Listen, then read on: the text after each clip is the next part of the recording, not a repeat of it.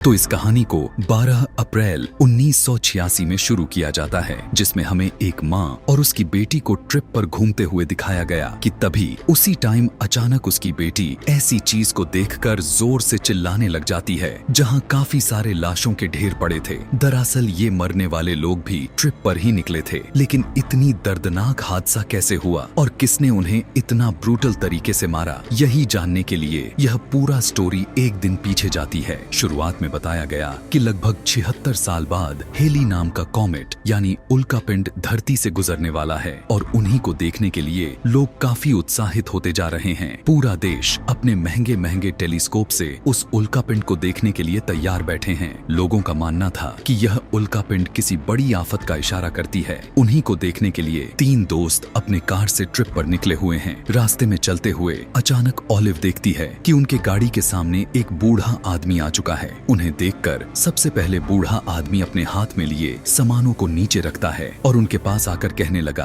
तुम लोग उल्कापिंड देखने आए हो क्या? तो सबका जवाब हाँ निकला, लेकिन उस बूढ़े आदमी ने कहा कि अपनी गाड़ी ध्यान से चलाओ वरना कान के नीचे एक जोर से थप्पड़ पड़ेगी। इतना कहकर वो यहाँ से चला जाता है। ये तीनों उस बूढ़े को कुछ नहीं कहते क्योंकि गलती इन्हीं की थी और आगे बढ़ जाते हैं। अगले सीन में 2 और दोस्तों को दिखाया जाता है जो पहले ही बीच पर कैंप लगाकर उनका इंतजार कर रहे थे। इनकी बातों के दौरान ऑलिव बीच पर घूमने के लिए निकल गई। उसका पीछा करते हुए कॉस्टर और उसका इंतजार कर रहा दोस्त भी उसके पीछे चले जाते हैं। बढ़ते हुए कदमों के साथ ऑलिव ने देखा कि 2 लोग एक बूढ़े इंसान को बहुत ही बेरहमी से मार रहे होते हैं। यह देखकर उसे छोड़ने के लिए जब कहा तो पहले वो दोनों बदमाश लड़के ऑलिव की तरफ कदम बढ़ाने लगे, लेकिन उनकी नजर ऑलिव के पीछे आ रहे उसकी दोस्तों पर पड़ गई, जिससे दोनों डर कर भाग जाते हैं। यहाँ बूढ़ा आदमी को दिखाया जाता है जिसके हाथ में किलर कॉमेट नाम का बुक था और वो ऑलिव से कहने लगा, तुम सभी को यहाँ से चले जाना चाहिए, उल्कापिंड आना सही नहीं है, वो यहाँ पर बहुत बुरा करने वाला है। ऑलिव के दोनों दोस्तों को यह आदमी पागल लग रहा था। इतना ही नहीं, ऑलिव उसे कुछ खाने के लिए थोड़े पैसे उसे देती है। यह देखकर उसके दोस्त और भी भड़क जाते हैं। दरअसल ऑलिव को उस आदमी का लाचार बिहेवियर को देखा नहीं गया, इसीलिए उसे पैसे देकर यहाँ से जाने के लिए कह दिया, लेकिन उसकी किलर कॉमेट वाले किताब को लेकर मजाक भी उड़ाते हैं क्योंकि इन्हें उसकी सोच बिल्कुल वाहियात लग रही थी। यहाँ कॉस्टर अपने दोस्त को बताता है कि ऑलिव पिछले कुछ दिनों से काफी कुछ अजीब बर्ताव कर रही है। यहाँ इन दोनों के बातों का दौरान हमें पता चल पाता है कि कॉस्टर ऑलिव का छोटा भाई है। इन दोनों के माता पिता के मौत के बाद ऑलिव को ही अपने भाई का ध्यान रखना पड़ता है, इसीलिए वो काफी तनाव का सामना कर रही है। वहीं दूसरी तरफ उसी बीच पर हमें उसी बूढ़े आदमी को दिखाया जाता है जो कास्टर के कार के सामने आ गया था। बूढ़ा आदमी अपने नाव को अच्छे से तैयार करता है और ऊपर देखते हुए कहने लगा कि आज रात मछलियाँ अच्छी मिलेंगी क्योंकि कॉमेट देखने के साथ साथ वो समुद्र में मछली मारने जा रहा है। इधर ऑलिव अपने दोस्तों के साथ बातें करते हुए नाश्ता कर रही थी। उसी टाइम उनके पीछे की झाड़ियां हिलने लग जाती हैं और अचानक 2 लोग और भी आकर उन्हें डरा देते हैं। असल में यह भी उन्हीं के दोस्त थे, जिसमें लड़के का नाम स्टीव और लड़की का नाम मोनिका था। और यहाँ कॉस्टर के साथ जो पीले टी शर्ट में खड़ा है उसका नाम ट्रेंट है और उसकी गर्लफ्रेंड का नाम लिज्जी था। उन्हीं के बीच लाल बाल वाली लड़की का नाम था साइला, जो ऑलिव और कॉस्टर की दोस्त थी। यानी टोटल इस ग्रुप में 7 लोग थे। इधर समुंदर के बीच बूढ़ा आदमी अपने नाव से मछलियां पकड़ने का काम शुरू कर दिया था। यहाँ हम शुरू से ही इस बूढ़े आदमी को देखते चले आ रहे हैं कि इस बूढ़ा आदमी के मुंह में हमेशा एक कॉर्नकॉब पाइप होता है। दरअसल कॉर्नकॉब पाइप धूम्रपान करने के लिए यूज किया जाता है। धीरे धीरे रात होना शुरू हो चुके थे और साथ में कॉमेट का गिरना स्टार्ट हो चुका था। वहीं स्पेस में दिखाया गया एक बहुत ही बड़ा कॉमेट सीधा धरती की तरफ काफी तेजी से बढ़ रहा है। यह उल्कापिंड अपने मुकाबले में काफी बड़ा दिखाई दे रहा था, मगर तभी अचानक वो कॉमेट काफी छोटा होकर सीधा बूढ़े आदमी के कॉर्नकॉब पाइप के अंदर गिर गया। वो बिना इस बात की परवाह करते हुए अपने कॉर्नकॉब पाइप के अंदर के धुएं को इनहेल करने लगा। कुछ टाइम के बाद जब रात का अंधेरा घना हुआ और कॉमेट ऊपर दिखाई देने लगे, उसी टाइम अचानक से उस बूढ़े आदमी का पूरा शरीर कांपने लग जाती है। वो बहुत ही बुरी तरह से तड़पने लग जाता है। उसका पूरा शरीर की हड्डी बदलने लग जाती है। इतना ही नहीं, उसके पूरे बॉडी में बिजली दौड़ने लगा। यह सब उस छोटे से कॉमेट को उसके कॉर्नकॉब पाइप में गिरने की वजह से हुआ था, जिसके बाद अब वो बूढ़ा आदमी बहुत ही खतरनाक तरीके से गुर्राने लगा। इधर ऑलिव और उसके सभी दोस्त काफी मजे से पार्टी कर रहे थे, साथ में काफी नशे करते हुए बीच और कॉमेट का मजे ले रहे थे। इधर वही बूढ़ा आदमी अब बहुत ही खतरनाक तरह से दिखने लग चुका है। उसकी बॉडी किसी पॉपाई की तरह बन चुकी है। उसी टाइम उसके सामने वही दोनों बदमाश लड़के आ जाते हैं जिसने उस बूढ़े गरीब आदमी को मार रहे थे। स्पाइक नाम का लड़का अपने हथौड़े से उस पर हमला कर देता है, लेकिन उसके हमले से पॉपाई को जरा सा भी फर्क नहीं पड़ता।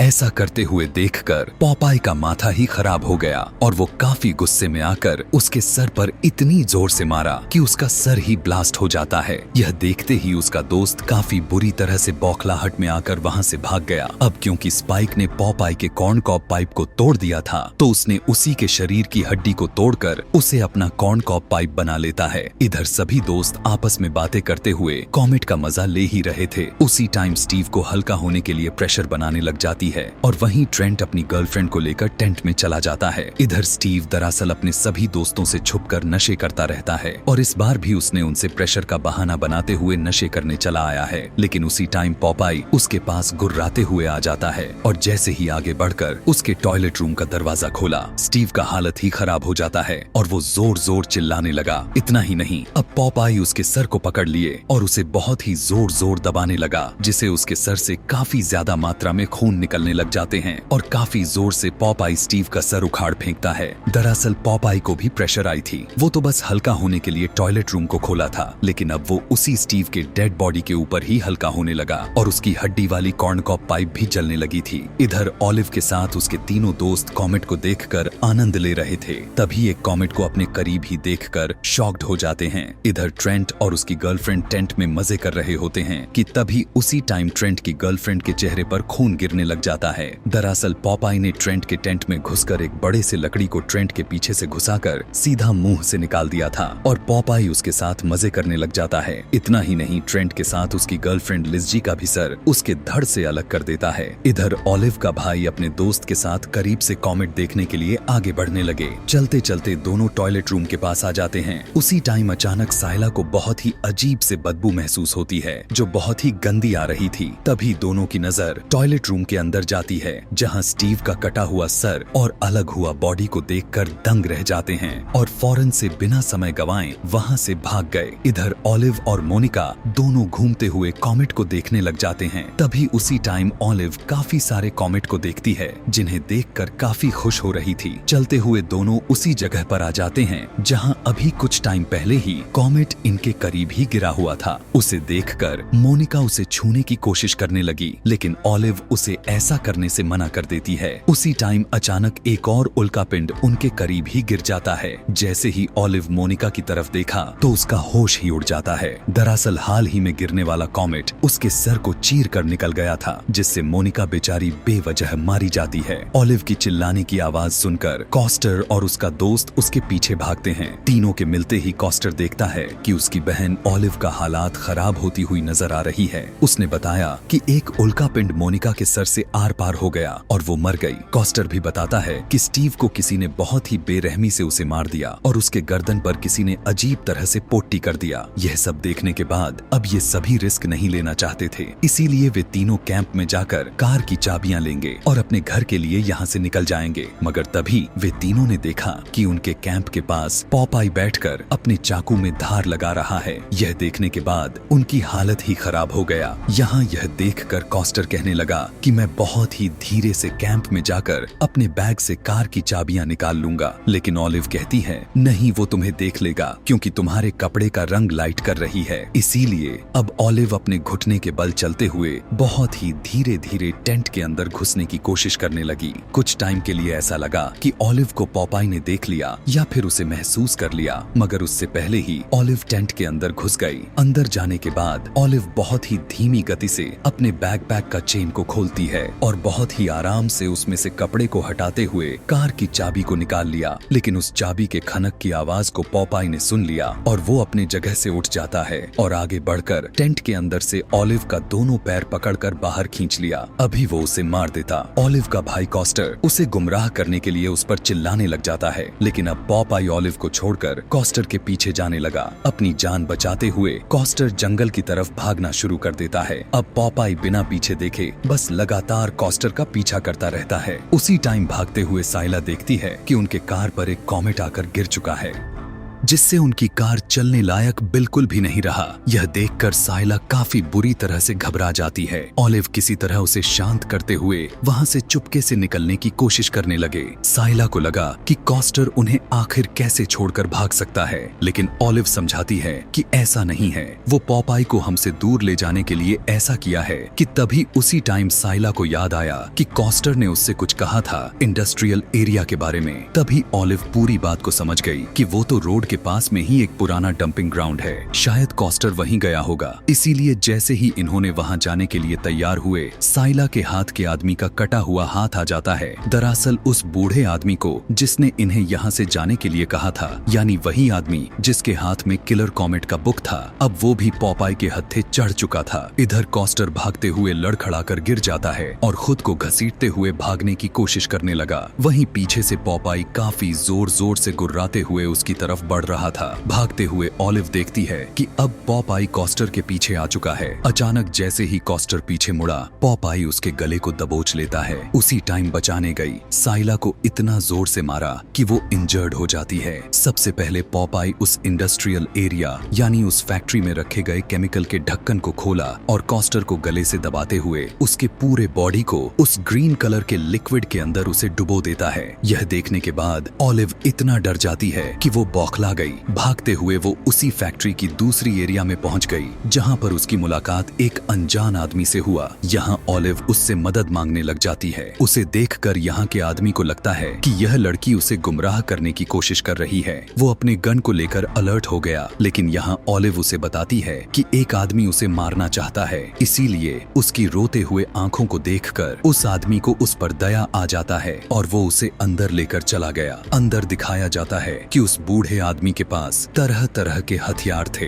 बूढ़ा आदमी दरअसल इस फैक्ट्री का कर्मचारी है, जो उसने इस टाइम ऑलिव पॉपाई के बारे में बताती है। यह सुनकर उसने उसे बताया कि 1973 में इसी तरह का हादसा हुआ था। उस टाइम भी काफी सारे कॉमेट्स आए थे, जिसमें काफी सारे लोग मारे गए थे। दरअसल यह आदमी ऑलिव को समझा रहा होता है कि पॉपाई कोई इंसान नहीं, बल्कि एक नरसंहार दरिंदा है। अभी वो इतना कुछ बताता और दिखा पाता, उसी टाइम बाहर से कुछ लड़ने की आवाज सुनाई दे पड़ी। फैक्ट्री की कर्मचारी को लगा कि बाहर रकून आया होगा उसे भगाने के लिए। जैसे ही वो बाहर आया, अचानक उसके पास पॉपाई आ जाता है और जिसने अपने हाथ में एक बड़ा सा लकड़ी का टुकड़ा ले रखा था, उस लकड़ी के टुकड़े से उस फैक्ट्री वाले बूढ़े आदमी के सर पर मार मार कर उसका जान ही ले लेता है। इधर साइला इतना बुरी तरह से इंजर्ड हो चुकी थी कि उससे उठा नहीं जाता कि तभी अचानक वो देखती है कि पॉपाई ने कॉस्टर का बहुत ही बुरा हाल कर दिया है। उसका पूरा बॉडी जलकर पिघल चुकी थी। कॉस्टर के मरने के बाद साइला घुटने के बल फैक्ट्री के दूसरे साइड जहाँ पर ऑलिव थी उसे ढूंढते हुए आ जाती है। अभी वो अंदर जा पाती, उसी टाइम उसके सामने पॉपाई आ जाता है। इधर अंदर ऑलिव को कुछ समझ नहीं आया कि वो क्या करे, इसीलिए वो वहाँ रखे हथौड़े को उठाकर बाहर जाने लगी। बाहर पॉपाई का आंखें अब पूरी तरह से लाल हो चुकी थी, यानी जैसे जैसे वो उस उल्कापिंड जैसे चमकीली पदार्थ को इनहेल कर रहा था, उसकी ताकत बढ़ती जा रही थी। लेकिन अब उसी गुस्से में जैसे ही साइला को देख ही रहा था, ऑलिव हाथ में हथौड़े को लिए उसके ऊपर कूद जाती है, मगर अब पॉपाई उसके गले को पकड़कर उसे टांग दिया। जैसे ही उसे नीचे फेंका, मौका देखकर स्पाइक का दोस्त स्टिक यानी वहीं दो बदमाश लड़कों में से एक पॉपाई के ऊपर चढ़ गया और वो उसके कॉर्नकॉप पाइप के अंदर से उसकी चमकती हुई कॉमेट को निकालकर उसी से पॉपाई की आंखों पर मारने लगा, जिससे अब उसकी एक आंख बहुत ही बुरी तरह से फूट जाती है और वो एक आंख से अंधा हो जाता है।